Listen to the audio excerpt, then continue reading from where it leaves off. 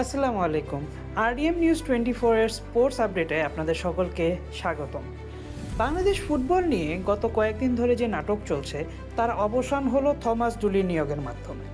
বাফুফে এবং সমর্থকদের মধ্যে যে তুমুল দ্বন্দ্ব ও আন্দোলন দেখলাম, তারপর ডুলির এই দায়িত্ব গ্রহণ পুরো ফুটবল অঙ্গনকে উত্তাল করে তুলেছে।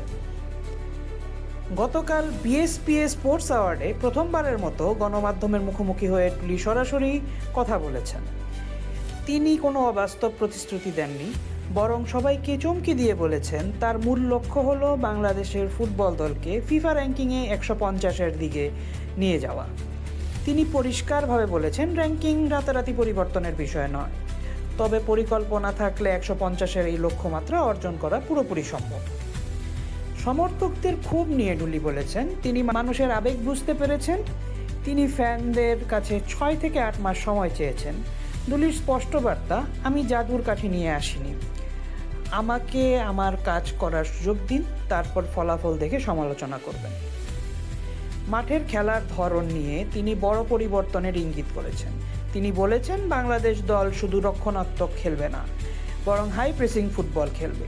তার সবচেয়ে বড় কথা, বাফুফেকে নিয়ে তিনি সাফ জানিয়ে দিয়েছেন দল নির্বাচনের ক্ষেত্রে বা মাঠের কোনো সিদ্ধান্তে তিনি বাইরের কোনো হস্তক্ষেপ মেনে নেবেন না, সব কিছুই তার নিয়ন্ত্রণে হবে। এখন বড় প্রশ্ন হলো, মাঠের বাইরে এই বিশাল চাপ আর বাফুফের রাজনীতির মাঝে ডুলি কি সত্যিই দলকে 150 র্যাঙ্কিংয়ের স্বপ্ন পূরণ করতে পারবেন, নাকি পুরো বিষয়টাই কেবল কথাতেই সীমাবদ্ধ থাকবে?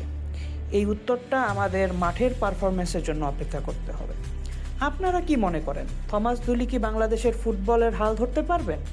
কমেন্টে আপনাদের মতামত জানান। ফুটবলের সর্বশেষ খবর পেতে চোখ রাখুন আরডিএম নিউজ 24-এর পর্দায়। আজকের মতো বিদায়, আল্লাহ হাফেজ।